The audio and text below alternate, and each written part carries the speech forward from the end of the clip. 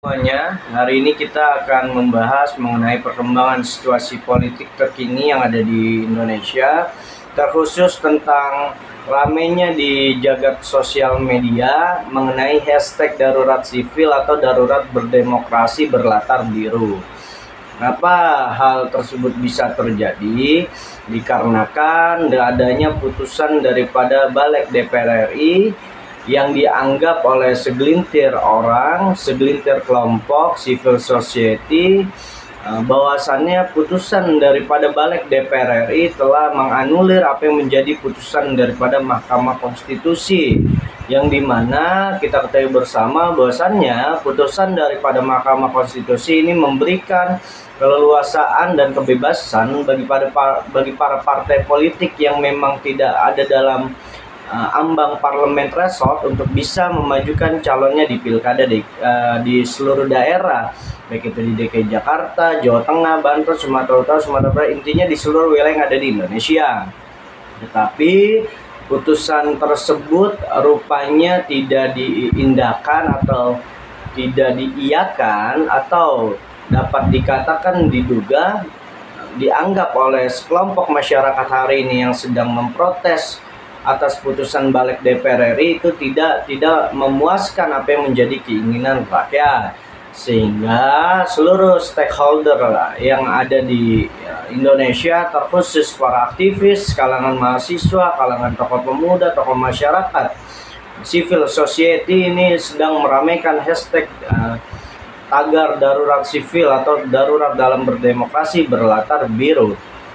Lantas bagaimana sikap kita sebagai bangsa Indonesia, sebagai pemuda Indonesia dalam menyikapi permasalahan ini?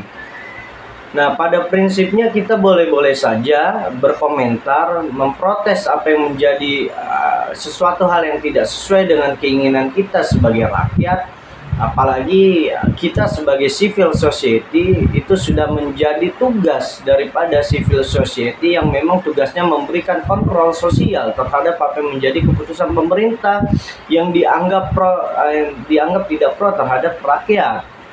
Tetapi jangan sampai pada akhirnya gerakan teman-teman hari ini yang dibuat secara media sosial ataupun secara langsung nantinya tidak ditunggangi oleh segelintir atau oknum di dalam perpolitikan yang ada di Indonesia untuk melenggangkan seseorang atau sekelompok tertentu untuk bisa maju dalam konstelasi di Pilkada 2024. Sudah barang tentu gerakan teman-teman hari ini harus benar-benar berdasarkan dari apa yang menjadi keinginan rakyat, bukan apa yang menjadi sesuatu hal yang dianggap itu bisa melenggangkan apa yang menjadi keinginan daripada personal seseorang yang memang sudah barang tentu hal tersebut tidak melegitimasikan kepentingan rakyat gitu. Nah, jangan sampai apa yang menjadi gagasan, apa yang menjadi keinginan, apa yang menjadi hal yang memang membuat hati teman-teman ini tergerak untuk berjuang mengatasnamakan rakyat, harus benar-benar itu datang dari hati nurani rakyat, bukan datang dari hati nurani orang yang memang rupanya hari ini tidak difasilitasi atau tidak diberikan tempat untuk bisa melenggangkan kekuasaannya di daerah-daerah yang memang hari ini sudah menjadi rahasia umum bahwasannya partai politik lah yang mampu memberikan sarana dan prasarananya kepada rakyat untuk mencalonkan siapa calon yang nantinya akan diberikan amanah untuk menjadi pemimpin di daerah masing-masing. Nah, jangan sampai pada akhirnya gerakan dan hashtag yang memang hari ini sedang ramai di jagat sosial media, ya kan, itu dimanfaatkan oleh partai-partai politik, oleh sekelompok oknum, oleh sekelompok golongan tertentu yang kecewa atas apa yang menjadi putusan daripada pemerintah, yang kecewa atas apa yang menjadi kegelisahan dirinya, kekecewaan dirinya tidak diakomodir oleh penguasa hari ini. Jangan sampai pada akhirnya gerakan teman-teman ini dibawa ke ranah politik yang sifatnya bukan mengedepankan kepentingan rakyat, tetapi mengedepankan kepentingan kelompok orang tertentu yang memang tujuannya untuk memecah belah bangsa, memecah belah rakyat, ya kan, mengkritik pemerintah saat ini. Tujuannya untuk apa? Mengompori pemerintah yang akan datang untuk tidak mendukung apapun yang menjadi kebijakannya, sedangkan belum tentu kebijakan itu semuanya negatif.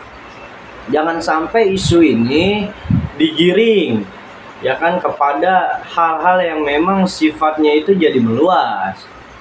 Digiring sesuatu yang sifatnya marah ke program yang tujuannya itu untuk rakyat, malah digiring untuk sesuatu hal yang sifatnya itu sebenarnya tidak sesuai dengan apa yang menjadi keinginan rakyat. Hati-hati, gerakan ini bisa jadi atau dapat dikatakan gerakan tidak murni. Jangan sampai itu terjadi. Kita boleh memprotes, kita boleh tidak sepaham dengan apa yang menjadi keputusan DPR hari ini, tetapi alangkah lebih baiknya itu semua disampaikan dengan aturan yang berlaku, ya kan? Kita boleh memprotes itu, tetapi harus dengan dasar. Tidak boleh hanya dengan modal kekesalan dan luapan emosional. Harus dengan kajian, harus dengan dasar pemikiran yang cukup. Nah, sampaikan apa yang menjadi keluh kesah teman-teman ini kepada instansi terkait yang memang itu berwenang untuk menyikapi ini semua. Boleh-boleh saja di negara yang demokrasi, di bangsa yang berdemokrat, ya kan, boleh-boleh saja ketidaksepahaman itu hal yang sangat wajar, ya kan, ketidaksukaan itu hal yang sangat wajar, tidak pro atau pro dan kontra itu hal yang sangat wajar, tetapi jangan menjelek-jelekan, apalagi menyudutkan secara personal, atau jangan sampai lebih mengedepankan luapan emosional. Kita harus secara rasional dan intelektual kita memberikan pandangan politik kita atas apa yang menjadi putusan yang tidak pro terhadap rakyat sesuai dengan konstitusi yang ada di negeri kita. Pesannya, jaga persatuan dan kesatuan, jaga negeri ini jangan sampai terpecah belah hanya karena luapan emosional yang memang itu karena akibat daripada ketidaksukaan ataupun ketidakprofesionalan dalam berpolitik. Kita harus menjaga integritas bangsa kita sebagai bangsa yang luhur, sebagai bangsa yang merdeka, sebagai bangsa yang berdaulat. Kita tidak boleh diobok-obok rakyat dan masyarakat kita dipecah belah, diadu domba hanya karena untuk melegitimasi apa yang menjadi keinginan daripada seseorang yang sudah jelas memanfaatkan gerakan rakyat untuk kepentingannya sendiri. Kita sudah cukup belajar atas apa yang terjadi belakangan ini. Jangan sampai hal yang sifatnya memecah belah, mengadu domba itu terjadi kembali. Kita jaga kepemerintahan saat ini menjelang masa akhir periode kepemerintahan Pak Jokowi dan Ma'ruf Amin, untuk bahasanya menjaga kepemerintahan ini sampai akhir agar damai, tertib, aman. Jangan sampai pada akhirnya di masa akhir kepemerintahan ini menimbulkan konflik of interest antar kelompok, antar kelompok, antar golongan, dan antar personal yang sifatnya karena ketidaksukaan dan hancurnya hubungan emosional. Kita harus menjaga sampai pada akhirnya resmi pergantian kepemimpinan terbaru dari pemerintahan Pak Jokowi ke pemerintahan Pak Prabowo Gibran.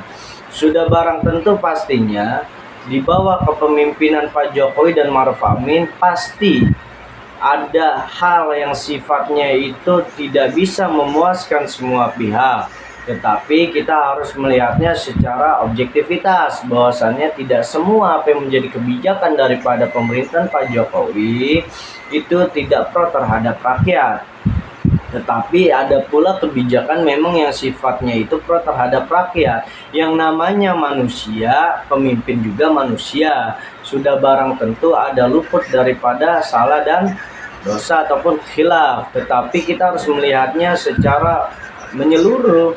Bahwasannya pemerintahan Pak Jokowi dan Maruf Amin, khusus pemerintahan Pak Jokowi selama 10 tahun ini sudah memberikan dampak yang sangat positif terhadap terbangunnya sebuah bangsa dan negara, dari infrastruktur, dari naiknya ekonomi, mengatasi pengangguran, mengurangi kemiskinan, membangun pusat-pusat ekonomi di desa.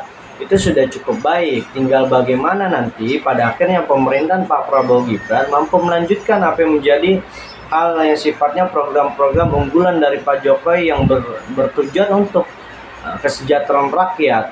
Nah, yang baiknya diambil, yang buruknya yang memang sekiranya itu tidak pro terhadap kepentingan rakyat, saya yakin dengan seyakin-yakinnya dibawa ke pemerintahan Pak Prabowo, Indonesia akan menjadi negara yang sangat tangguh.